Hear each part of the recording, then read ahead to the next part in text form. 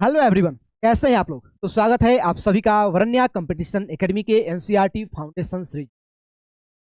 हम लोग इस सीरीज का शुरुआत क्लास 6 के एनसीईआरटी ज्योग्राफी से किए थे, जिसको हम लोगों ने बहुत ही बेहतरीन तरीके से पूरे सिलेबस को, पूरे चैप्टर को कवर किया, कंप्लीट किया। आज के इस सेशन में हम लोग क्लास 7 के एनसीईआरटी ज्योग्राफी का 5th नंबर चैप्टर कवर करने वाले हैं और बहुत ही बेहतरीन तरीके से। तो चलिए बिना कोई टाइम वेस्ट किए आज के इस सेशन को हम लोग स्टार्ट करते हैं।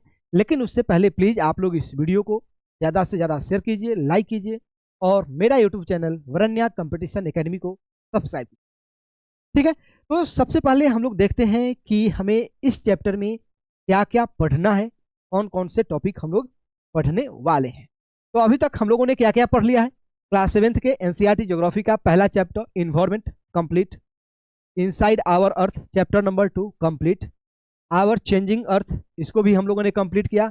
और पिछले सेशन में हम लोग चैप्टर 4 एयर को भी बहुत ही अच्छी तरह से कंप्लीट कर लिया। जितने भी चैप्टर हैं सारे चैप्टर को हम लोगों ने 2 पार्ट में कवर किया है।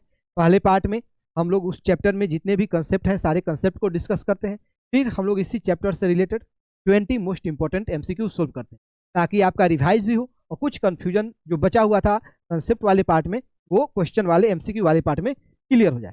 तो आज हम लोग चैप्टर 5 यानी कि वाटर के बारे में पढ़ने वाले हैं और इसका पहला पार्ट हम लोग पढ़ेंगे। तो सबसे पहले हम लोग देख लेते हैं कि इस चैप्टर में हम लोग क्या क्या पढ़ने वाले हैं। इस चैप्टर में हम लोग क्या क्या पढ़ने वाले हैं। तो चैप्टर का नाम है वाटर। सबसे पहले हम लोग पढ़ेंगे वाटर साइकिल।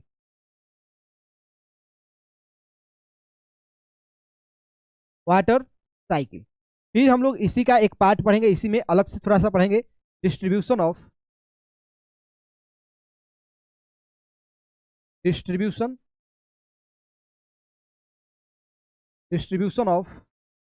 वाटर। ठीक, हम लोग वाटर साइकिल पढ़ेंगे, फिर उसके बाद हम लोग पढ़ेंगे डिस्ट्रीब्यूशन ऑफ वाटर और उसके बाद हम लोग इसके सेकेंड पोर्शन में पढ़ेंगे सर्कुलेशन ऑफ या ocean circulation. Ocean circulation, circulation कहने का मतलब आप देखे होंगे कि जो ओशियन है उसका पानी हमेशा मूव करते रहता है। ये जो ओशियन वाटर में जो मूवमेंट है ये 3 टाइप का मूवमेंट होता है। एक वेव्स के रूप में, दूसरा टाइड्स और तीसरा है ओशियन करंट। तीसरा क्या है? Ocean current. तो इस वीडियो में आप लोग वाटर साइकिल के बारे में जानिएगा। अर्थ पे जो वाटर का डिस्ट्रीब्यूशन है यानी कि ओशियन वाटर कितना है, फ्रेश वाटर कितना है, उसके बारे में आपको जानकारी मिलेगा। और फिर हम लोग पढ़ेंगे ओशियन सर्कुलेशन के बारे में, जिसके अंडर आप लोग जानेंगे वेव्स क्या होता है, टाइड्स क्या होते हैं और ओशियन करंट क्या होता है और ये करंट कितने टाइप्स के, जो ओशियन में कौन कौन से डिफरेंट टाइप्स के करंट हैं जो अभी अवेलेबल हैं, जो इम्पोर्टेंट है, बहुत इंपॉर्टेंट है एग्जाम के दृष्टि। चाहे BPSC का एग्जाम हो या UPSC का एग्जाम हो, दोनों एग्जाम में लगभग रेगुलर इस ओशियन करंट से क्वेश्चन आते रहते। तो आप इसको तो कम से कम नहीं भूलिएगा कि ओशियन करंट होता क्या है और डिफरेंट टाइप्स के जो करंट है ओशियंस में उसके बारे में उसका नाम याद करना आपको जरूरी है। फिर जो डिस्ट्रीब्यूशन ऑफ वाटर है, इससे UPSC में क्वेश्चन 2013 में पूछ लिया गया है कि कौन सा प्रोपोर्शन है, जैसे फ्रेश वाटर में कहाँ पे फ्रेश वाटर सबसे ज़्यादा है, ग्लेशियर्स में है, आइस ग्लेशियर्स में है, रिवर पॉन्ड में है या अंडरग्राउंड वाटर में है। तो ये चैप्टर इंपॉर्टेंट हो जाता है, एक हमारे रियल लाइफ से भी सिचुएटेड है। बिकॉज वाटर अगर नहीं रहे हमारे लाइफ में तो भी लाइफ व्यर्थ है, हम लोग जिंदा नहीं रह पाएंगे। तो इस दृष्टि से भी वाटर अवेलेबल है और एग्जाम के दृष्टि से भी वाटर, ये चैप्टर बहुत ही इंपॉर्टेंट है। तो चलिए हम लोग स्टार्ट करते हैं सबसे पहले वाटर साइकिल से। तो आपको पता है कि जो वाटर्स हैं वो डिफरेंट जगह पे आपको मिलेगा। कहीं ओशियन में मिलेगा, रिवर में मिलेगा, पॉन्ड में मिलेगा और प्लांट में। क्योंकि प्लांट जो होते हैं, जो प्लांट्स होते हैं ये जमीन में यानी कि जो हमारे सॉइल्स में जो अवेलेबल जो वाटर है उसको क्या करते हैं, एब्जॉर्ब करते हैं और अपने लीफ तक पहुंचाते हैं। तो यहाँ पे हमें तीन इस प्लेस पे हमें क्या मिलेगा, वाटर मिलेगा। और भी कुछ प्लेस हो सकते हैं, वाटर रिजर्वायर हो सकते हैं, वहां भी हमें वाटर मिलेगा। तो हमारे ये अर्थ पे अवेलेबल है। लेकिन यहाँ पे जो हमारे पास किसी भी साइकिल का जो अर्थ पे एनर्जी का मेन सोर्स है, चाहे वो किसी भी टाइप का एनर्जी हो, वो एनर्जी का मेन सोर्स क्या है, तो सन है। चाहे वो ओशियन में जो आप 3 डिफरेंट टाइप के सर्कुलेशन पढ़ेंगे, या ये वाटर साइकिल पढ़ेंगे, इन सब के पास जो एनर्जी आता है वो कहाँ से आता है, तो वो सन से आता है। हमारे पास जो एनर्जी है सन से है, प्लांट में जो एनर्जी है सन से है। हर एक चीज में जहां भी आपको एनर्जी देखने को मिल रहा है वो किसके कारण है, वह सन के कारण है। तो सनलाइट क्या होता है जब हमारे अर्थ पे पड़ता है, सनलाइट जब हमारे अर्थ पे पड़ता है तो ओशियन में जो अवेलेबल वाटर है, जो रिवर में अवेलेबल वाटर है, जो पॉन्ड में अवेलेबल वाटर है, और जो प्लांट में ऑब्जर्व्ड वाटर है, ये सारे वाटर गर्म होते हैं। क्या होने लगते हैं, गर्म होने लगते हैं, हॉट होने लगते हैं। और धीरे धीरे ये वाटर जो है इवोपरेट होना क्या करते हैं, स्टार्ट करते हैं। क्या करते हैं, इवोपरेट होना स्टार्ट करते हैं। यानी कि जो ओशियंस में जो वाटर है, रिवर में जो वाटर है, पॉन्ड में जो वाटर है, ये सनलाइट से गर्म होने के बाद ये क्या होने लगते हैं, तो इवोपरेट होने लगते हैं। क्या होने लगते हैं, इवोपरेट होने लगते हैं। बात समझे, ये क्या होने लगते हैं, इवोपरेट होने लगते हैं। यानी कि ये क्या है, वाटर वेपर है। ये वाटर वेपर कब होता है, जब इवोपरेशन होता है। इवोपरेशन कब होता है, जब हमारा ओशियंस या कोई भी वाटर बॉडी है जब गर्म होता है सनलाइट से, तो गैस में, जैसे कि हमारा जो वाटर है वो तीनों फॉर्म में मिलता है, गैस के फॉर्म में मिलेगा, सॉलिड के फॉर्म में मिलेगा, लिक्विड के फॉर्म में मिलेगा। तो जब वाटर को गर्म करते हैं तो वो गैस में कन्वर्ट होता है, जिसको हम लोग वाटर वेपर बोलते हैं, वाटर वेपर बोलते हैं। तो तीनों ये जितने भी आपको वाटर बॉडीज दिखाई दे रहा है, ये हर सोर्स से क्या होता है, वाटर इवोपरेट होता है, वाटर वेपर में कन्वर्ट होता है। प्लांट में जो वाटर अवेलेबल होता है, जैसे कि जो मिट्टी में वाटर है उसको जो प्लांट के रूट्स हैं वो एब्जर्व करेंगे। एब्जर्व करने के बाद उसके लिप्स में जब आप देखेंगे, क्या कीजिए ना कि कोई एक पौधा लीजिए, उसको धूपा में रख दीजिए, सनलाइट में रख दीजिए, और उसके पूरे प्लांट को ढक दीजिए कोई ट्रांसपेरेंट मटेरियल से। तो आप देखेंगे कि शाम शाम तक या दोपहर के कुछ टाइम तक, 1 घंटे 2 घंटे के बाद, उस पॉलिथीन के ऊपर क्या होंगे, कुछ वाटर के ड्रॉप आपको देखने को मिलेंगे। तो इसको हम लोग बोलते हैं ट्रांसपेरेशन। क्या बोलते हैं, ट्रांसपेरेशन। क्या बोलते हैं, ट्रांसपेरेशन। तो ये वाटर वेपर यहाँ पे जाएंगे।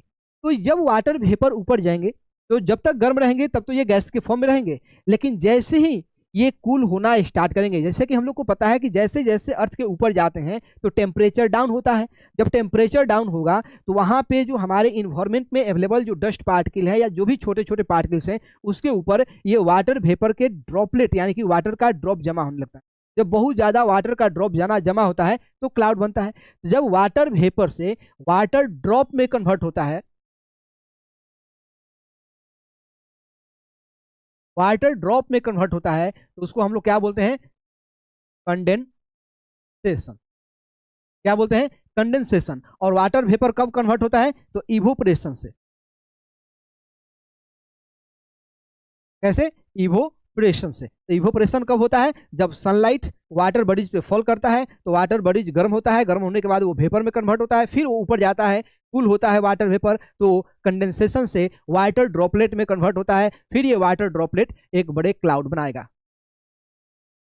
क्या बनाएगा, क्लाउड बनाएगा। फिर जब कन्वेक्शन होगा, यानी कि जब गर्म हवा जब जमीन से ऊपर जाएगी, तो ये जो कंडेंस्ड जो वाटर ड्रॉपलेट है या क्लाउड्स हैं, ये प्रिसिपिटेट करना स्टार्ट करेंगे किसके फॉर्म में, तो रेनफॉल में। ये जो क्लाउड है, क्लाउड के बाद क्या होगा बताइए, तो क्लाउड के बाद क्या होगा, तो रेनफॉल होगा या स्नोफॉल होगा, स्नोफॉल होगा। तो ये दोनों हो सकते हैं। फिर जो वाटर बॉडीज से इवोपरेट होकर के जो वेपर्स के द्वारा जो ऊपर गया, वो सारे वाटर्स क्या हो जाएंगे, रेनफॉल या स्नोफॉल के रूप में हमारे अर्थ पे फिर क्या हो जाएंगे, बोलो, वापस आ जाएंगे। फिर क्या हो जाएंगे, वापस आ जाएंगे। फिर यही एक्टिविटी होगा, फिर ये एक जगह इकट्ठा होंगे, जो भी रेनफॉल होगा तो ये पानी क्या होंगे, एक जगह इकट्ठा होंगे, फिर ये इकट्ठा होंगे, फिर सनलाइट से गर्म होंगे, गर्म होने के बाद फिर ये क्या होगा, साइकिल चलता रहेगा, साइकिल चलता रहेगा। कोई दिक्कत है, तो इसको हम लोग क्या बोलेंगे, वाटर साइकिल। क्या बोलेंगे इसको? Water cycle. कोई दिक्कत है? कोई दिक्कत है बोलिए, कोई दिक्कत है? तो चलिए देखते हैं एनसीईआरटी में क्या दिया हुआ है। ये है हमारा एनसीईआरटी। एनसीईआरटी में दिया है when you think of water, जब आप पानी के बारे में सोच, what images came to your mind, तो तुम्हारे माइंड में किस टाइप के इमेज आता है? यू थिंक अबाउट रिवर,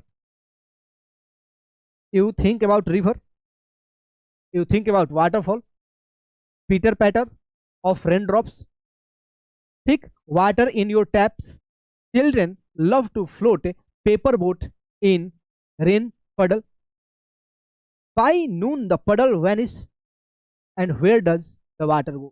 जैसे कि हम लोग पानी देखते हैं, रेनफॉल होता है, बहुत सारे रेनफॉल, क्या रेनफॉल का जो बारिश होता है एक जगह इकट्ठा होता है, फिर हम लोग में जो हम लोग क्या करते हैं, पेपर के बोट को यूज करते हैं मजे के लिए, ठीक। लेकिन दोपहर होते होते जब सनलाइट आता है, अर्थ पे गिर फॉल करता है सन रेज, तो क्या होने लगता है कि ये वाटर अचानक गायब हो जाते हैं। तो ये अचानक गायब होकर के कहाँ जाते हैं? तो कुछ जो वाटर्स होते हैं वो हमारे मिट्टी के द्वारा एब्जर्व कर लिए जाते हैं, और कुछ वाटर को क्या कर लिया जाता है, बोलो, इवोपरेट कर लिया जाता है सन के एनर्जी के द्वारा। क्या हो जाता है? इवोपरेशन होता है।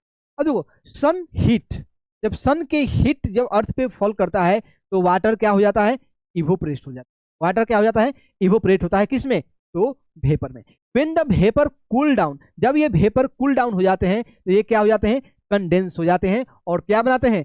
क्लाउड बनाते हैं। क्या बनाते हैं? क्लाउड बनाते हैं। तो जो वाटर है यहाँ पे आप देखो, मान के चलो यहाँ पे वाटर बॉडीज है, इस पे क्या होगा? सनलाइट फॉल करेगा, सनलाइट फॉल करेगा, तो सनलाइट फॉल करने के बाद क्या होगा? इवोपरेशन होगा। क्या होगा यहाँ पे?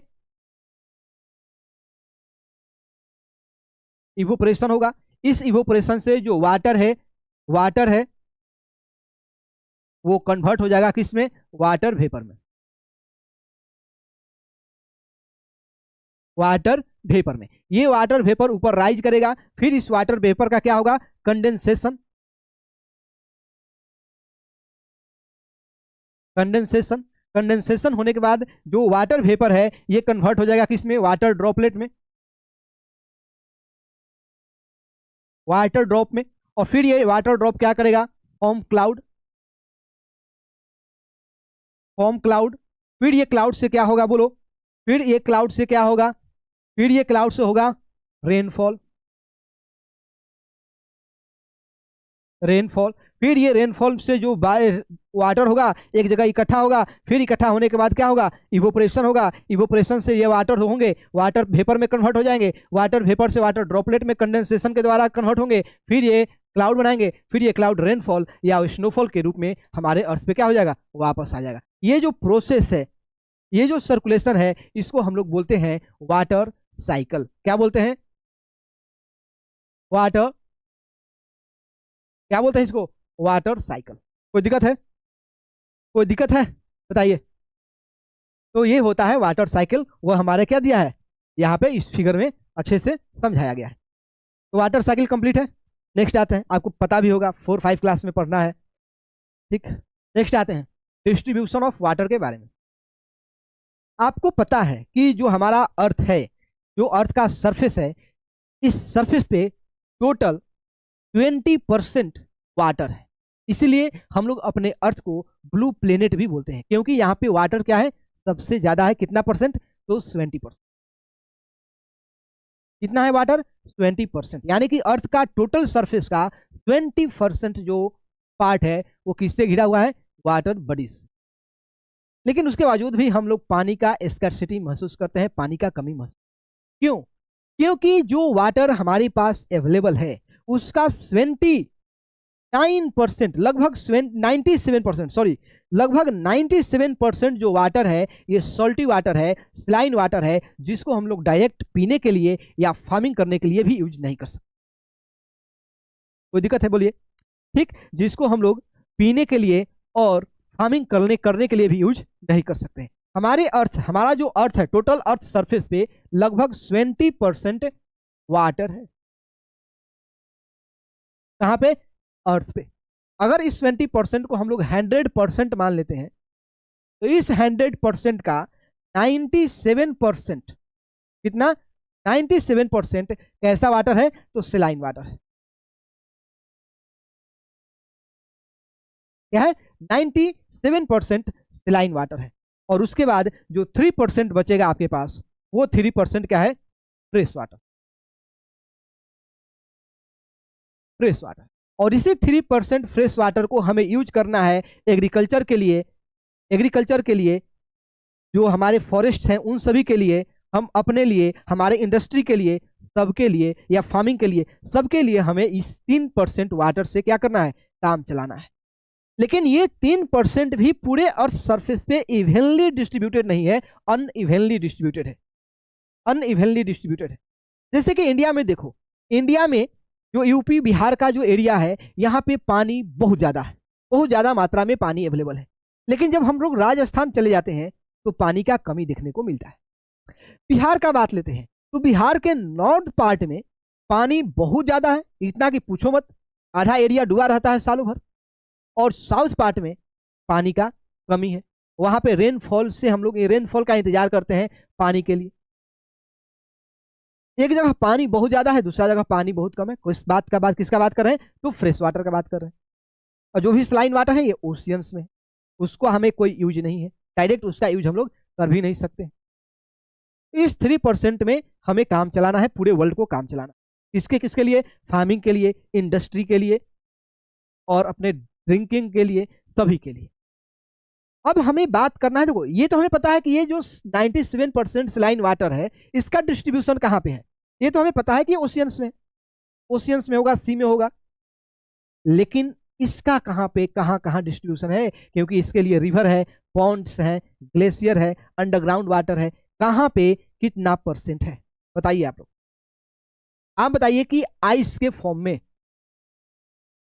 या स्नो के फॉर्म में या सॉलिड के फॉर्म में जो फ्रेश वाटर है ये कितना % है, बताइए आप लोग, जल्दी जल्दी बताइए कितना % है। तो लगभग लगभग बोल रहे हैं 20%, लगभग 20% है। वो हमारे ग्लेशियर एरिया में, ग्रीनलैंड में, नॉर्थ पोल पे, अंटार्कटिका में, हिमालय के ऊपर ये ग्लेशियर और सॉलिड के फॉर्म में हमें मिलेंगे। कितना %, तो 20%। उसके बाद आता है ग्राउंड वाटर।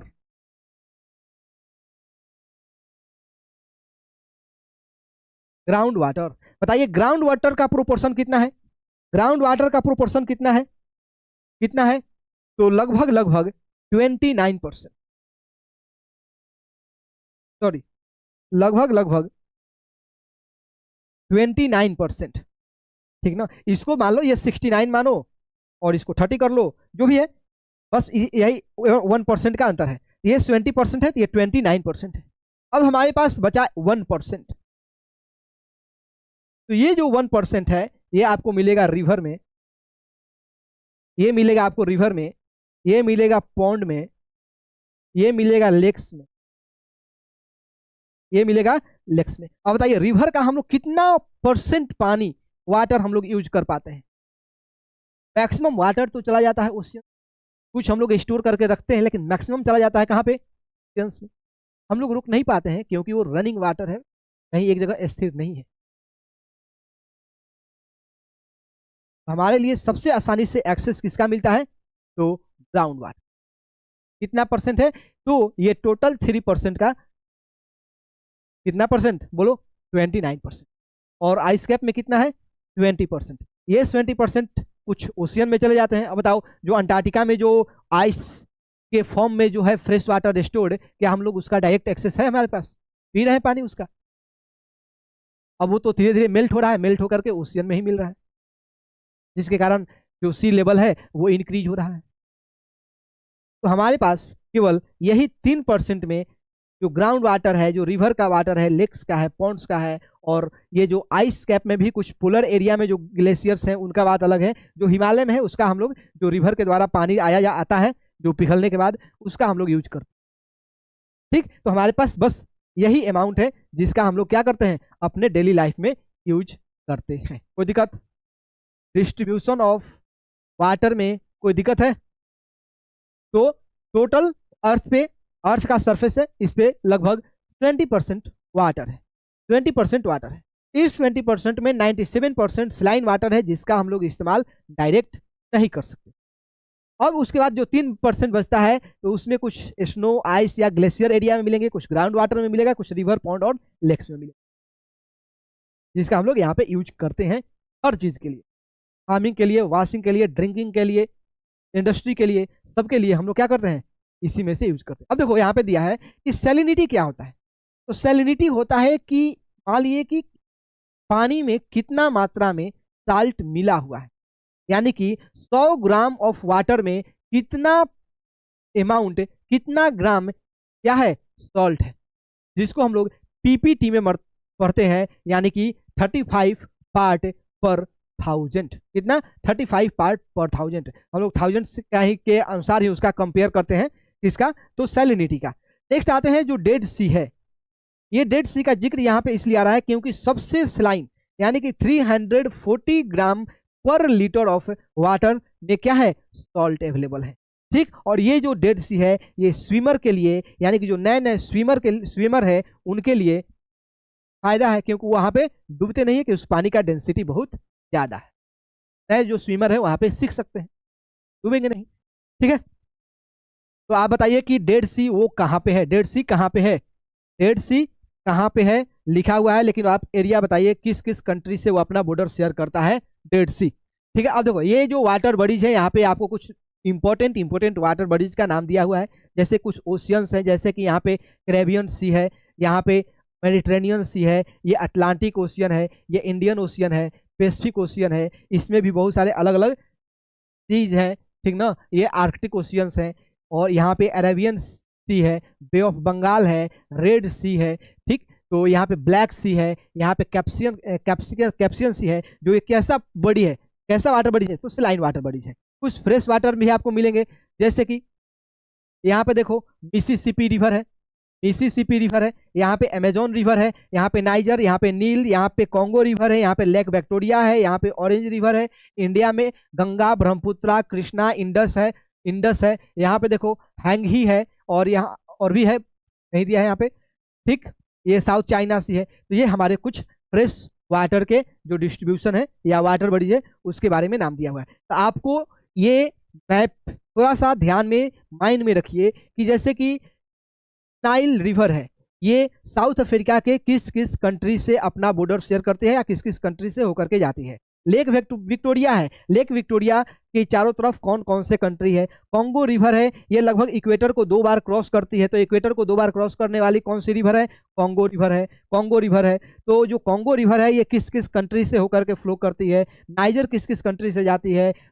अमेजोन रिवर जो है ये सबसे बड़ा वाटर के अमाउंट में और सबसे लंबा नाइल रिवर है। तो ये जो है, जैसे कि अब यहाँ पे कैप्सियन सी है, तो कैप्सियन सी के चारों तरफ कौन कौन से कंट्री है, ब्लैक सी से कौन कौन से कंट्री है। जब आप यहाँ से मेडिटेरेनियन सी से ब्लैक सी की तरफ जाएंगे तो कौन कौन से स्ट्रेट आपको देखने को से जाना होगा, गुजरना होगा। ये चाहे देनुबे रिवर है, ये किस किस कंट्री से होकर के फ्लो करता है, ये आपको पढ़ना होगा, और इसको बहुत ही बेहतरीन तरीके से आपको समझ, पूरा मैप वर्ल्ड का माइंड में रहना चाहिए।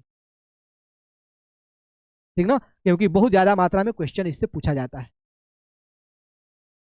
कोई दिक्कत है, कोई दिक्कत है? तो हम लोग अभी यहां तक पढ़ लिए, अब चलते हैं अपने मेन पार्ट में, ओशियन सर्कुलेशन में। ओशियन सर्कुलेशन में, तो ओशियन सर्कुलेशन यानी कि ओशियन वाटर में जो मूवमेंट होता है, क्या होता है, मूवमेंट होता है, उसके बारे में हम लोग यहाँ पे पढ़ेंगे। तो मूवमेंट जो ओशियन का सर्कुलेशन होता है ये 3 टाइप का होता है। कितना टाइप का? 3 टाइप्स का। तो पहले हम लोग पढ़ेंगे वेव्स के बारे में। इसके बारे में, वेव्स के बारे में। ये वेव्स क्यों क्रिएट होता है बताइए? ये वेव्स विंड के कारण क्रिएट होता है। किसके कारण? विंड के कारण। लेकिन इस वेव में आपको नजर आता है कि पानी मूव कर रहा है, वाटर मूव कर रहा है, लेकिन वाटर मूव नहीं करता है। यहां पे क्या ट्रेवल करता है? एनर्जी। एनर्जी ट्रेवल करता है। क्या ट्रेवल करता है? एनर्जी ट्रेवल करता है। पूछोगे कैसे? कैसे ट्रेवल करता है? तो मान लीजिए जब हम लोग जिम में जाते हैं तो एक बड़ा सा रास्ता होता है, उसको हम लोग ऐसे ऐसे करते हैं, ऐसे ऐसे करते हैं। तो जब ये जो है इसको हम लोग पीटते हैं तो ये ऐसे ऐसे करता है, ऐसे ऐसे। तो तुम तो अपने प्लेस पे रहते हो, तुम यहीं पे हो, लेकिन ये जो है ये ऊपर नीचे करके ऐसे ऐसे चलता है। तो क्या जो रस्सी है वो जा रही है? नहीं, एनर्जी जा रहा है, जो एनर्जी हम लगा रहे हैं वो एनर्जी वेव के फॉर्म में क्या कर रही है, ट्रेवल कर रही है। और वेव में यही होता है, वेव में यही होता है, क्या होता है, एनर्जी ट्रेवल करता है, वाटर ट्रेवल नहीं करता। वाटर ऐसा नहीं कि ओशियन वाटर ट्रेवल नहीं करता, ओशियन वाटर ट्रेवल करता है, लेकिन वेव में केवल एनर्जी ट्रेवल करती है। क्या ट्रेवल करती है, एनर्जी। ये वेव कैसे क्रिएट होते हैं, ये वेव क्रिएट कैसे होते हैं, तो जो बहुत बड़े बड़े जो वेव्स क्रिएट होते हैं वो जब सुनामी आता है या जो ओशियन के अंदर जब लैंडस्लाइड होते हैं वहां पे ये वेव्स बहुत बड़े हो जाते हैं, या बहुत तेजी से विंड चलेगा, विंड आ रहा है, ब्लो कर रहा है, साइक्लोन्स आ गया, उस टाइम ये वेव क्या होते हैं, बहुत ऊंचे ऊंचे उठते हैं, बहुत ऊंचे ऊंचे उठते हैं। कोई दिक्कत है बोलिए, कोई दिक्कत है, मैसेज आ रहा है, जल्दी बताइए, कोई दिक्कत है वेव्स में, वेव्स में कोई दिक्कत है बोलिए। ये वेव्स इंपॉर्टेंट भी होते हैं, जैसे कि कुछ न्यूट्रिएंट्स होता है, न्यूट्रिएंट्स को डिस्ट्रीब्यूट करना कोस्टल एरिया में, ये वेव्स आसानी से करते हैं, क्योंकि एनर्जी के साथ साथ उस मटेरियल होता है वो फ्लो नहीं करते हैं, धीरे धीरे वो क्या होते हैं, आसानी से जो ऑक्सीजन होता है वेल यूनिफॉर्मली वो डिस्ट्रीब्यूट हो जाता है हर जगह पे। तो वेव्स क्या होते हैं, किसके कारण आता है, इसके पास जो एनर्जी आता है किसके कारण आता है बताओ, विंड के कारण। विंड के कारण कभी कभी अर्थक्वेक आएगा समुद्र के अंदर, जिसको हम लोग सुनामी बोलेंगे, उसके कारण आ जाएगा। लैंडस्लाइड हो गया, उसके कारण वेव्स क्रिएट होंगे। ऐसे वेव क्रिएट नहीं होते हैं। तो तीन रीजन हो सकते हैं, एक विंड, दूसरा earthquake in under oceans, earthquake under ocean, और एक और क्या है बताइए, लैंडस्लाइड, लैंडस्लाइड अंडर ओशियन या सी, लैंडस्लाइड अंडर सी। यानी कि जो दो प्लेट है, आपको पता है कि जो हमारा लिथोस्फीयर है वो डिफरेंट डिफरेंट प्लेट से, ब्लॉक से बना है, जिसको हम लोग टेक्टोनिक प्लेट बोलते हैं। जब ये अर्थक्वेक के कारण या कुछ भी रीजन के कारण जब ये प्लेट शिफ्ट करते हैं तो वहाँ पे लैंडस्लाइड या वाटर का बहुत ज़्यादा डिस्प्लेसमेंट होता है। जब वाटर का डिस्प्लेसमेंट होता है तो यहाँ पे वेव्स क्रिएट होते हैं, और खास करके बड़े बड़े वेव्स क्रिएट होते हैं। कोई दिक्कत है बोलिए, कोई दिक्कत है। नेक्स्ट देखिए, नेक्स्ट क्या था, टाइड। नेक्स्ट क्या है, टाइड्स। तो दिन में दो हाई टाइड्स आते हैं, दो लो टाइड्स आते हैं। क्या, टू हाई टाइड और two low tides, low tides. ये टाइड्स होते क्या हैं, ये टाइड्स होते क्या हैं, तो सबसे पहले आप ये फिगर को ध्यान में रखना।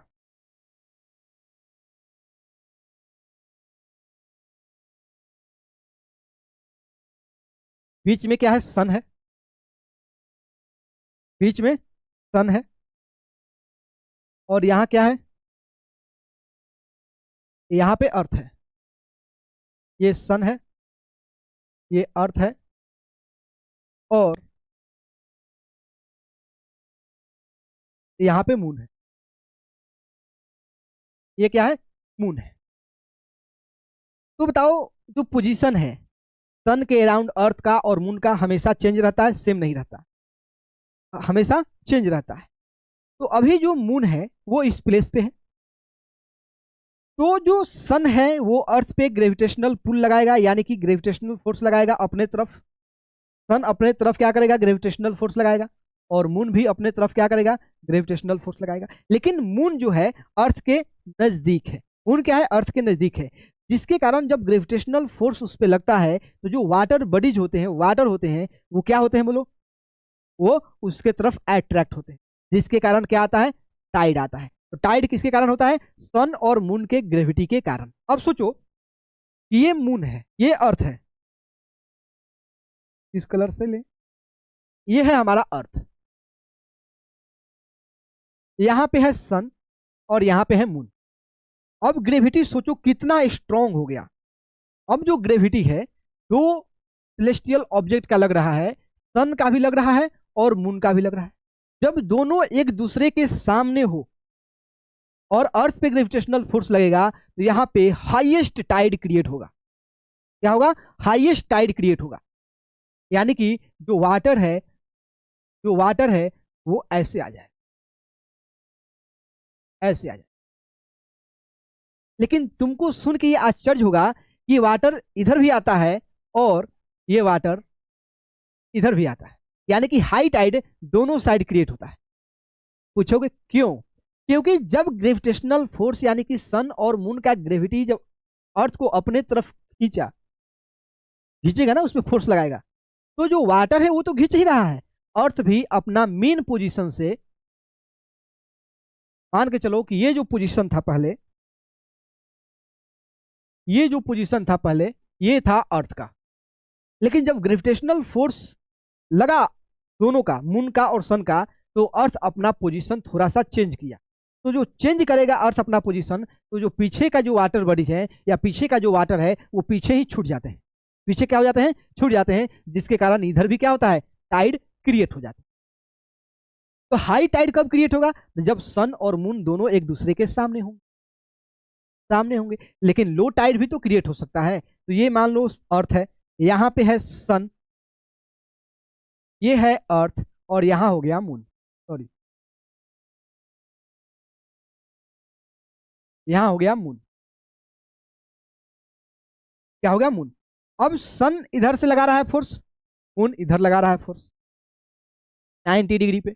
जब ऐसे फोर्स लगेगा, जब सन और मून एक दूसरे के 90 डिग्री पे हो जाएंगे, 90 डिग्री पे हो जाएंगे, तो इस कंडीशन में अर्थ पे लो टाइड क्रिएट होगा। क्या होगा? लो टाइड क्रिएट होगा। कोई बताओ, कोई दिक्कत है? कोई दिक्कत है टाइड के बारे में जानने से? अब देखो, टाइड का कुछ यूजेज होते हैं, टाइड के कुछ यूजेज जान लो कि हमारे रियल लाइफ में क्या यूज होता है। टाइड कैसे क्रिएट हो गया? तो ग्रेविटेशनल फोर्स, किसके ग्रेविटेशनल फोर्स? तो सन और मून के ग्रेविटेशनल फोर्स के कारण वाटर होते हैं जो सन के और मून की तरफ खींचे चले जाते हैं। लेकिन इसका यूज हम लोग कैसे करते हैं, थोड़ा सा ध्यान से देखो। मान लीजिए ये ओशियन वाला इलाका है और ये है कॉन्टिनेंट, यहाँ पे है हमारे बिल्डिंग्स, बहुत बड़े बड़े बिल्डिंग्स, इधर हम लोग रहते हैं। यहाँ पे है ओशियन वाटर, लेकिन इनका भी एक लेवल होता है, ओशियंस के कुछ लेवल होते हैं,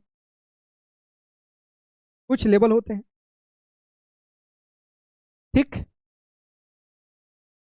अब सोचो कि जब टाइड्स आते हैं, ये जो वाटर लेवल होते हैं, मानो ऐसे लगता है जैसे कि नीचे से कोई पानी को ऊपर धकेल रहा है, लेकिन किसके कारण होता है? ऊपर से जब फोर्स लगता है मून का और सन का, उसके कारण। तो यहाँ पे वाटर लेवल क्या होता है? इंक्रीज होता है। अब सोचो, एक नॉर्मल कंडीशन में जब टाइड क्रिएट नहीं हुआ है, उस टाइम अगर कोई शिप यहाँ पे है,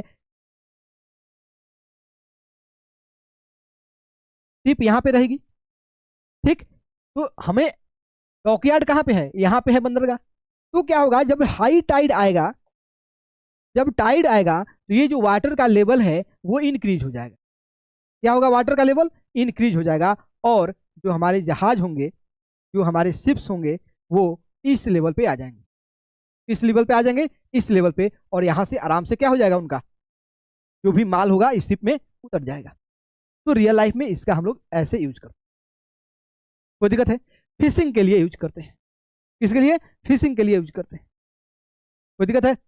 चलो नेक्स्ट, नेक्स्ट पढ़ो, बताओ क्या है नेक्स्ट, बोलिए।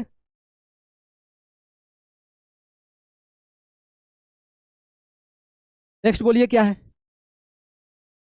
नेक्स्ट क्या है? तो अभी ओशियन सर्कुलेशन है। There is something magical about walking bare feet on the sea shore, the wet sands on the beach, cool breeze and seabirds, the smell of the salt in the air and music of the waves. Everything is so fascinating. Unlike the calm water on ponds and lakes, ocean water keep moving continuously. Ocean water keep moving continuously. It never still, जो कभी रुकते नहीं है. The movement that occur in ocean, जो movement अर्थ के oceans में जो occur होते हैं, क्रिएट होते हैं, वो उसको हम लोग 3 पार्ट में कैटेगराइज करते हैं। एक वेव, दूसरा टाइड्स, और तीसरा करंट। तो हम लोग अभी क्या किसके किसके बारे में पढ़ लिए? तो वेव्स के बारे में पढ़ लिए और टाइड्स के बारे में पढ़ लिए, ठीक। वर्ल्ड वाटर डे हम लोग सेलिब्रेट करते हैं 22 मार्च को। 22 मार्च को हम लोग वर्ल्ड वाटर डे सेलिब्रेट करते हैं। वर्ल्ड वाटर डे कब सेलिब्रेट करते हैं बताइए? तो 22 मार्च को, 22 मार्च को। वेव्स के बारे में हम लोगों ने पढ़ लिया। तो अब देखो, पढ़ो यहाँ पे किस क्या दिया हुआ है एनसीईआरटी के बुक में। व्हेन यू प्लेइंग या थ्रो बॉल्स ऑन, जब आप बॉल फेंकेंगे ओशियंस में, सी में या बीच के किनारे सी में जो आप फेंकते हैं, तो जो बॉल होता है वो वापस बैक द शोर आ जाता है, बैक द बीच आ जाता है, बीच पे आ जाता है। क्यों आता है? क्यों आता है? क्योंकि when the water on the surface of the ocean rise and fall, जब वाटर ओशियन के सरफेस पे जब वाटर क्या होगा, राइज करेगा, फॉल करेगा अल्टरनेटिवली, जिसको हम लोग क्या बोलते हैं, वेव्स बोलते हैं। क्या बोलते हैं? Waves. When the water on the surface of when the water on the surface of ocean rise and fall alternatively, they are called, बोलो, waves। किसके कारण? किसके कारण? तो विंड के कारण, अर्थक्वेक के कारण,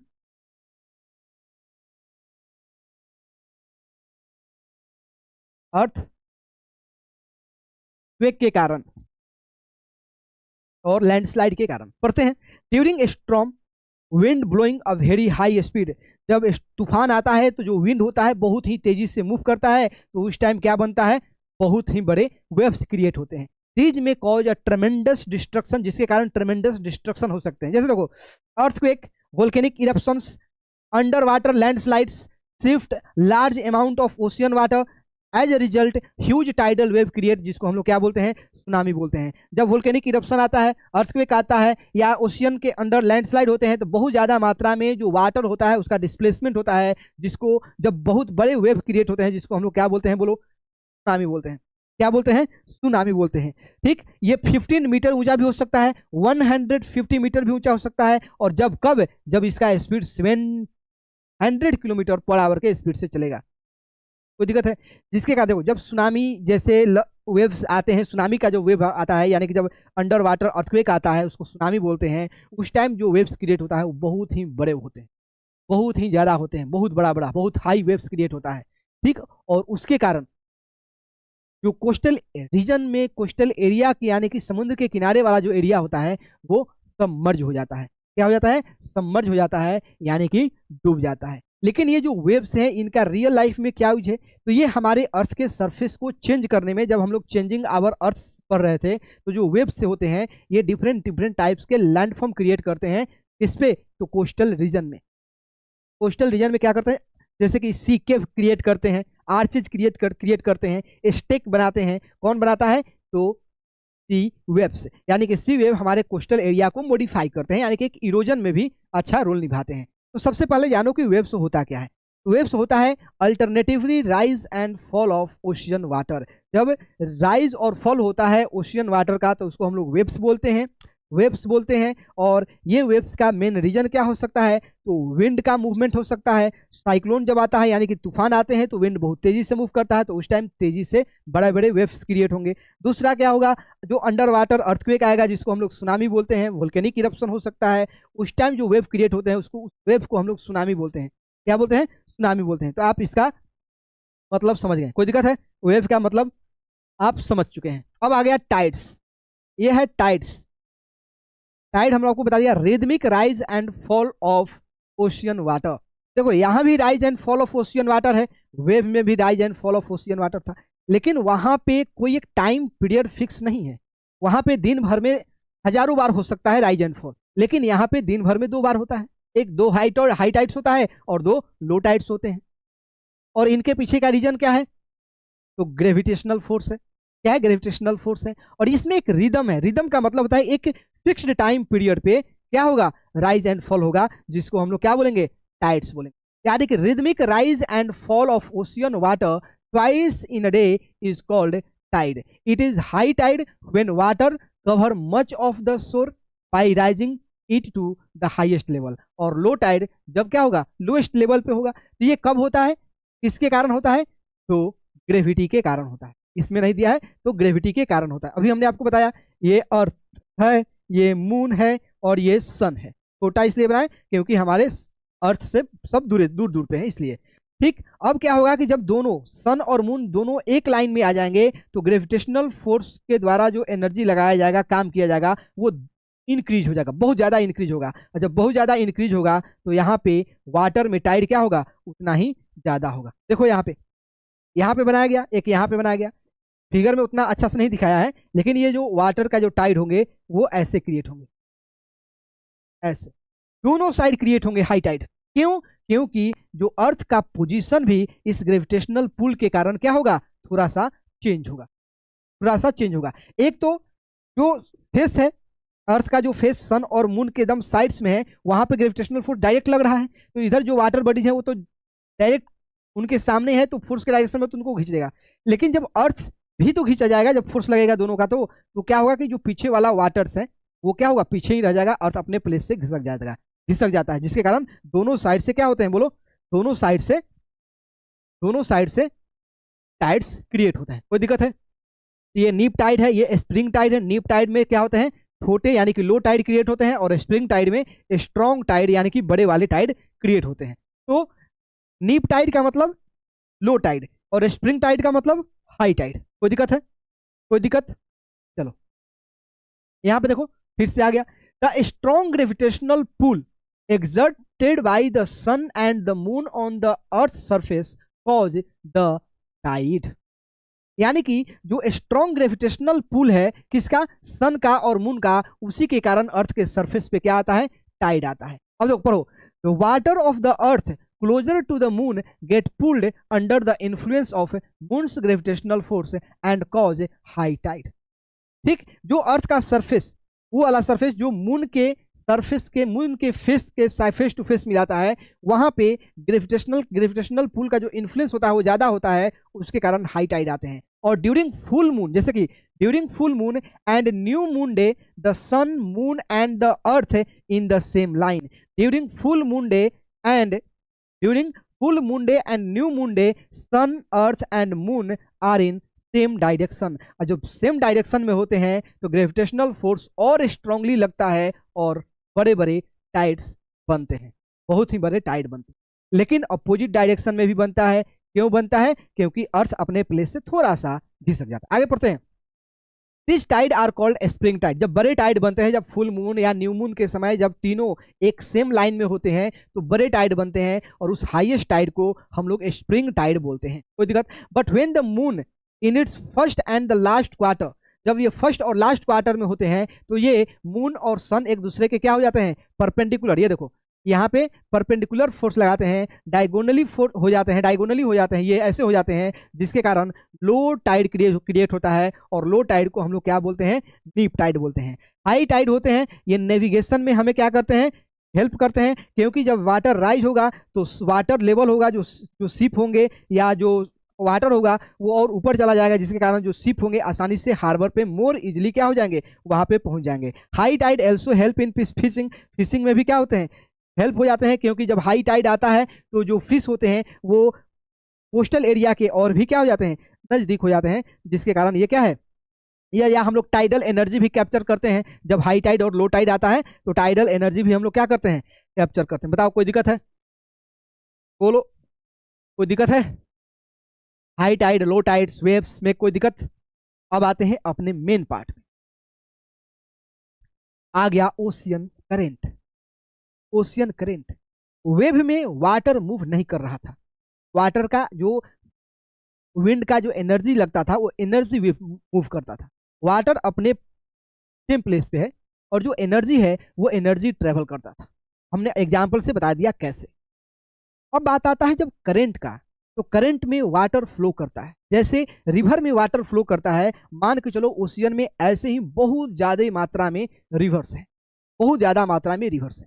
लेकिन ये ओशियन करंट कैसे जनरेट होता है, क्यों जनरेट होता है, इसके कुछ रीजन है, इसके कुछ रीजन है। पहला रीजन है temperature difference.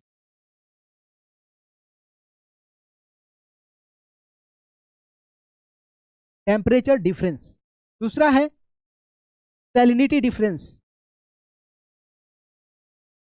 Salinity difference. Rotation of the earth. Rotation of the earth. Rotation of the अर्थ। क्यों रोटेशन ऑफ द अर्थ? क्योंकि इस पे क्या लगता है, कोरियोलिस फोर्स लगता है। इस रोटेशन के कारण क्या होता है अर्थ पे कोरियोलिस फोर्स लगता है।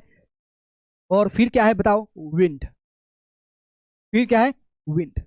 लेकिन ये जो ओशियन करंट है ये दो टाइप के होते हैं, एक on the surface of the अर्थ, एक है on the surface of the ocean, एक होते हैं inside the surface of the ocean. एक कन्वेयर बेल्ट देखे होगे, कन्वेयर बेल्ट जैसे कि दो चक्के होते हैं और दोनों को हम लोग एक फीता से ऐसे, एक बेल्ट से हम लोग ऐसे जोड़ देते हैं,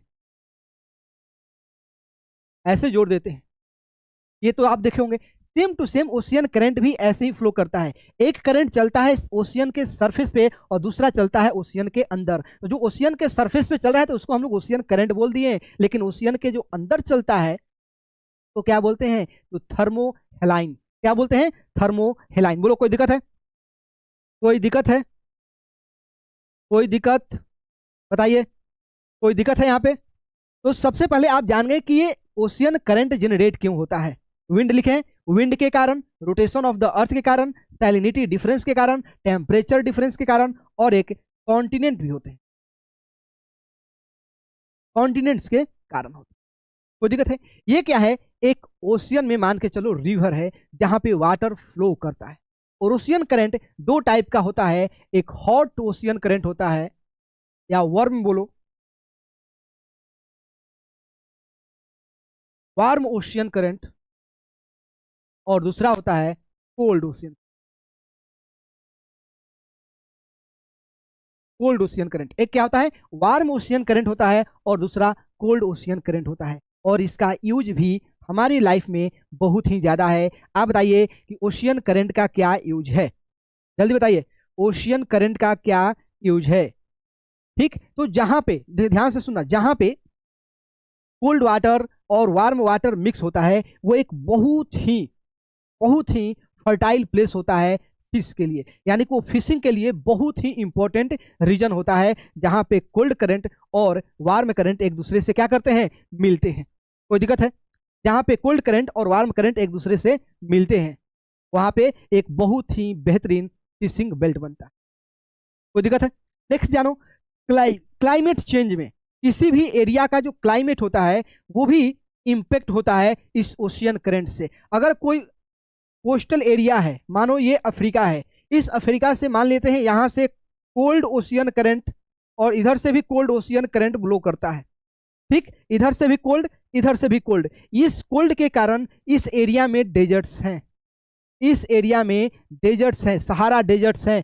तो यहाँ पे उसका एक रीजन, उस सहारा डेजर्ट्स होने का एक रीजन ये भी है कि वहां से कोल्ड करंट क्या करता है, रन करता है। कोल्ड करंट भी वहां से क्या करता है, रन करता है। अभी हम लोग पूरे मैप पे डिफरेंट डिफरेंट जो करंट है उसके बारे में पढ़ेंगे, क्योंकि ये बहुत इंपॉर्टेंट होता है और बहुत बार एग्जाम में डायरेक्टली पूछा गया है कि जैसे कि कौन सा कोल्ड करंट है, कौन सा वार्म करंट है, या कौन सा करंट किस कंट्री के किस कोस्ट से फ्लो करता है।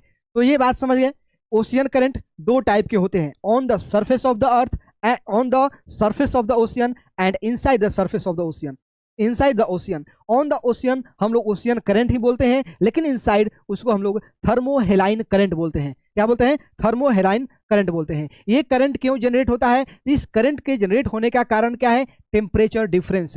कहीं पे टेम्परेचर ज्यादा है, कहीं पे टेम्परेचर कम है। जहां टेम्परेचर कम है वहां पे कॉन्ट्रैक्शन होगा, जहां पे ज्यादा है वहां पे क्या होगा, एक्सपेंशन होगा। जब कॉन्ट्रैक्शन एक्सपेंशन होगा तो उसके कारण होता है। दूसरा सैलिनिटी डिफरेंस, एक जगह ओशियन वाटर का सैलिनिटी, ओशियन वाटर का जो डेंसिटी है बहुत ज्यादा है, एक जगह ओशियन वाटर का डेंसिटी बहुत कम है। ये कहां पे होगा, सैलिनिटी डिफरेंस। अब सोचो कि एक करंट जहां पे रिवर है वो अपना वाटर डिस्चार्ज करती है, जैसे कि अमेजन रिवर अपना वाटर डिस्चार्ज करती है, तो उस एरिया में जो क्या होगा, सैलिनिटी का डिफरेंस आएगा, ठीक।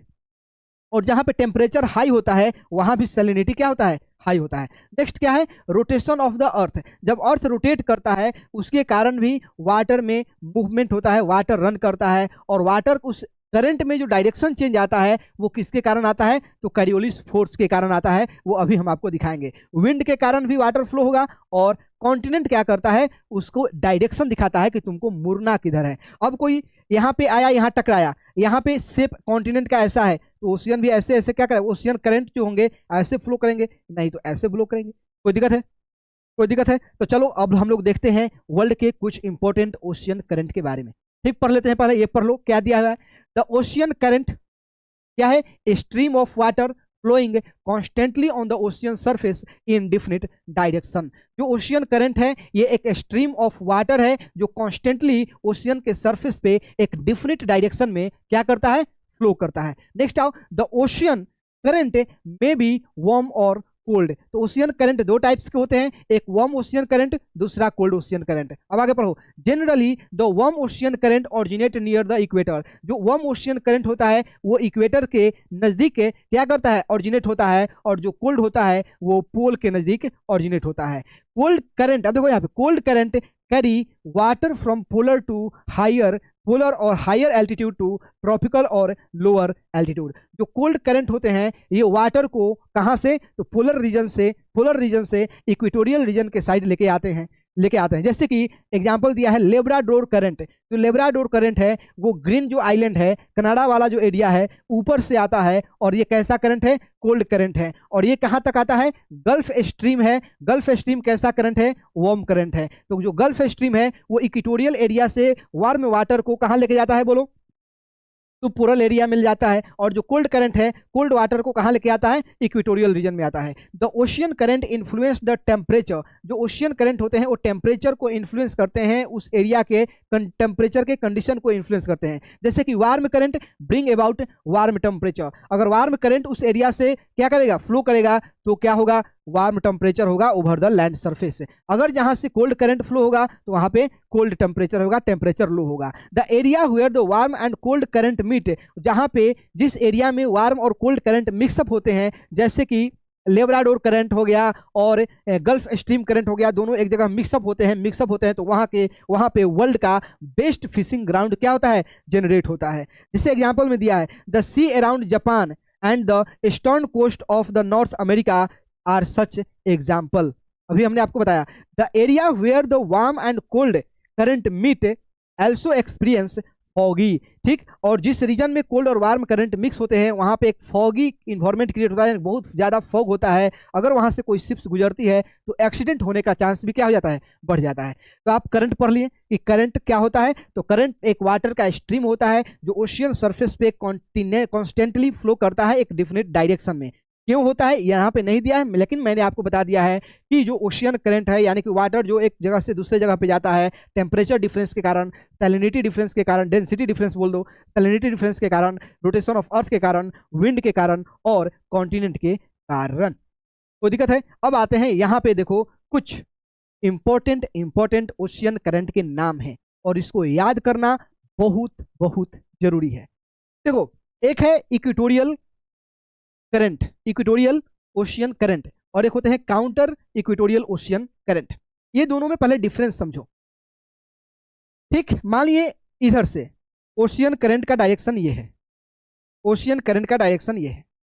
जब डायरेक्शन, करंट का डायरेक्शन कहने का मतलब इधर से जो ओशियन वाटर है फ्लो करके कहां तक आ रहा है, ब्राजील के यानी कि साउथ अमेरिका के कोस्ट तक आ रहा है। यानी कि यहाँ पे पानी का लेवल अचानक क्या होगा, बढ़ेगा।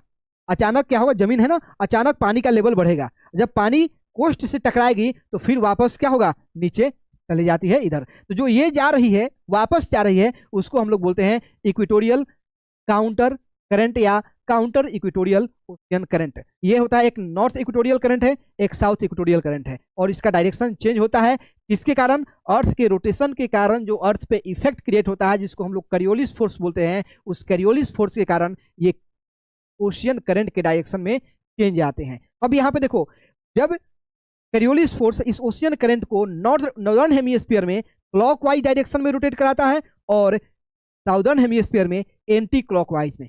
ये जो डायरेक्शन चेंज हो रहा है ये करियोलिस फोर्स के कारण जनरेट, किसके कारण, करियोलिस फोर्स के कारण। तो ये जो क्लॉकवाइज में इधर देखो आप ओशियन करंट ये मूव कर रहा है, जैसे कि नॉर्थ इक्वेटोरियल करंट आया ब्राजील के कोस्ट से टकराने के बाद या यहाँ पे ऐसे क्या हो जाएगा, मूव करता है। मूव करने के बाद इसको हम लोग गल्फ स्ट्रीम बोलते हैं। ये गल्फ स्ट्रीम आगे बढ़ता है तो नॉर्थ अटलांटिक ड्रिफ्ट हो जाता है, यानी कि ये जो करंट है गल्फ स्ट्रीम है ये दो पार्ट में डिवाइड हो जाता है। फिर ऊपर से देखोगे तो लेब्राडोर करंट आएगा। लेब्राडोर एक कोल्ड करंट है और गल्फ स्ट्रीम एक वार्म करंट है, और यहाँ पे दोनों क्या हो जाते हैं, मिक्स होते हैं। तो यहाँ पे वर्ल्ड का सबसे अच्छा बेस्ट फिशिंग ग्राउंड है, लेकिन ये बहुत ही एक्सीडेंटल प्रोन एरिया है, क्योंकि ये फॉगी एरिया है, बहुत ज़्यादा फॉग क्रिएट होता है, और जब शिप्स इधर से गुजरते हैं तो वहाँ पे दोनों टकराने का एक्सीडेंट हो सकता है। ठीक, तो सबसे पहले समझो कि कैरियोलिस फोर्स का क्या इफेक्ट है। कैरियोलिस फोर्स का इफेक्ट है कि ओशियन करंट के डायरेक्शन में चेंजेज आना, यानी कि नॉर्दर्न हेमिस्फीयर में ओशियन करंट क्लॉकवाइज डायरेक्शन में मूव कर रहा है और साउदर्न हेमिस्फीयर में एंटी क्लॉकवाइज में। तो किसके कारण हो रहा है? तो कैरियोलिस फोर्स के कारण हो रहा है। तो कैरियोलिस फोर्स क्यों उत्पन्न हो रहा है? अर्थ के रोटेशन के कारण, अर्थ के रोटेशन के कारण। और इक्वेटर पे कैरियोलिस फोर्स का इफेक्ट 0 होता है और पोलर एरिया में बहुत ही ज्यादा होता है। ठीक, अब देखो नॉर्थ अटलांटिक ड्रिफ्ट। अब देखो यहाँ पे जो नॉर्वे है, स्वीडन से, इसके कोस्ट को लिक्विड में रखने के लिए, लिक्विड में रखने में जो मेन भूमिका निभाता है, या उसकी वहां पे जो पानी अभी भी ओशियन वाटर है, वो किसके कारण है? ये गल्फ स्ट्रीम जो लास्ट में नॉर्थ अटलांटिक ड्रिफ्ट होकर के आर्कटिक ओशियन तक जा रही है, इसके कारण वहां पे जो पानी है वो लिक्विड में है, नहीं तो सॉलिड में कन्वर्ट हो गया रहता, क्योंकि ये पोलर रीजन में है। अभी लिक्विड में है, किसके कारण है? क्योंकि यहाँ पे टेम्परेचर का वेल डिस्ट्रीब्यूशन हो रहा है, यहाँ पे वार्म ओशियन करंट यहाँ तक जा रहा है और इसके कोस्टल एरिया को क्या कर रहा है? लिक्विड में रहने पर मजबूर कर रहा है।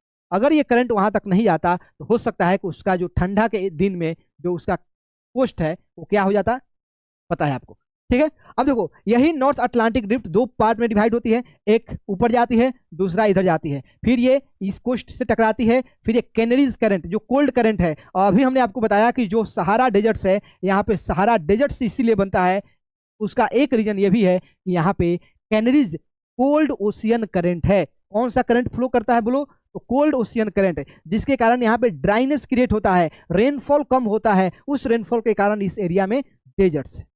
कोई दिक्कत है? नेक्स्ट देखो यहाँ पे, फिर जो हमारा इक्वेटोरियल करंट है, ये दो पार्ट में है, एक नॉर्थ इक्वेटोरियल करंट, एक south equatorial current. South equatorial current south America की तरफ मुड़ जाती है, मुड़ने के बाद ये नीचे आती है, नीचे के बाद साउथ अटलांटिक करंट में कन्वर्ट होती है, फिर यहाँ पे वेनेजुएला के कोस्ट पे कोल्ड करंट में क्या हो जाती है? कन्वर्ट हो जाती है। और फिर इस इलाका में भी एक डेजर्ट्स हैं, क्योंकि यहाँ पे क्या है? Cold ocean. कोई दिक्कत? लेकिन यहाँ पे नहीं है, यहाँ पे ग्रीन फॉरेस्ट आपको देखने को मिलेगा, क्योंकि यहाँ पे कॉन्गो रिवर है जो इक्वेटर को दो पार्ट में दो बार क्या करती है? क्रॉस करती है। और फिर यहाँ से वार्म इक्वेटोरियल करंट है, इस वार्म इक्वेटोरियल के करंट यहाँ पे इवोपरेशन होगा, ह्यूमिडिटी ज्यादा होता है, यहाँ पे रेनफॉल भी इस इलाका में ज्यादा होता है। तो ये इलाका, इस इलाका में ग्रीन फॉरेस्ट आपको मिलेगा। और इस इलाका में क्या देखने को मिलता है? बताओ क्या देखने को मिलता है? तो यहाँ पे डेजर्ट्स देखने को मिलता है। और ध्यान से सुनो, इस करंट का जवाब देखो कितना मजेदार काम करता है। ठीक, तो जो इक्वेटोरियल कोस्ट से जुड़ा हुआ एरिया है, तो इधर जो आपको मिलेगा ग्रीन फॉरेस्ट मिलेगा। क्या मिलेगा? एवरग्रीन फॉरेस्ट मिलेगा। और फिर थोड़ा सा दूर जाओगे तो इधर सवाना डेजर्ट्स, सवाना जो ग्रासलैंड है वो ग्रासलैंड देखने को मिलेगा। फिर इधर थोड़ा सा डेजर्ट्स देखने को मिलेगा। क्यों ऐसा हो रहा है? इसलिए हो रहा है कि यहाँ पे बारिश ज़्यादा हो रहा है और धीरे धीरे बारिश कम हो रहा है, रेनफॉल कम हो रहा है। तो यहाँ पे ग्रीन फॉरेस्ट, फिर बताओ सवाना ग्रासलैंड, फिर यहाँ पे डेजर्ट्स मिलने हैं। कोई दिक्कत है? कोई दिक्कत है? अब देखो यहाँ पे क्या है? कुरोशियो करंट है, कुरोशियो करंट। जब यहाँ पे नॉर्थ इक्वेटोरियल करंट इधर मूव करके कुरोशियो करंट में, फिर इधर से ओयोशियो करंट आता है, कहाँ से? अलास्का के रीजन से, जो कोल्ड करंट है। फिर यहाँ पे एक अच्छा फिशिंग ग्राउंड बनता है, और ये फिशिंग ग्राउंड होता है इसके कारण, तो जब दो डिफरेंट करंट यानी कि एक वार्म करंट, ओशियन करंट जहाँ पे मिलेगा, वहाँ पे एक बेस्ट फिशिंग ग्राउंड जनरेट होता है। लेकिन यहाँ पे एक्सीडेंटल प्रोन एरिया है, क्योंकि फॉगी रीजन है। कोई दिक्कत है? तो आपको ये नाम याद रखना है, ये नाम याद रखना है। एक बार अच्छा से देख लो कि कौन कौन सा जो करंट है वो वार्म करंट है और कौन कोल्ड करंट है, कौन कोल्ड करंट है। ठीक, हम लोग इधर से स्टार्ट करते हैं। पेरू कैसा करंट है? कोल्ड करंट है। कहाँ पे फ्लो करता है? किधर है? उसका डायरेक्शन क्या है? तो फ्रॉम पोल टू इक्वेटर। किस रीजन में है बताओ? ब्राजील अर्जेंटीना वाला रीजन में या पेरू वाला रीजन में? तो पेरू और चिली वाला रीजन में। यानी कि साउथ अमेरिका के किस कोस्ट में है? वेस्ट कोस्ट में कि ईस्ट कोस्ट में? तो ईस्ट कोस्ट। ठीक है। कैलिफोर्निया करंट कैसा है? तो कोल्ड करंट है। कैलिफोर्निया करंट कैसा है? कोल्ड करंट है। अलास्का करंट कैसा है? वार्म करंट है। गल्फ स्ट्रीम कैसा है? वार्म करंट है। नॉर्थ अटलांटिक ड्रिफ्ट कैसा करंट है? वार्म करंट है। अघुला कैसा करंट है? वार्म करंट है। अब ये हमारे लिए इंपॉर्टेंट हो जाता है क्योंकि ये हमारे इंडियन ओशियन में फ्लो करता है। ब्राजील करंट नहीं, वेनेजुएला करंट आपसे पूछा गया है एग्जाम में। कैनरीज करंट एग्जाम में पूछा गया है। क्रूसियो करंट एग्जाम में पूछा गया है। तो क्रूसियो करंट कैसा करंट है? वार्म करंट है। ईस्ट ऑस्ट्रेलियन करंट कैसा है? वार्म करंट है।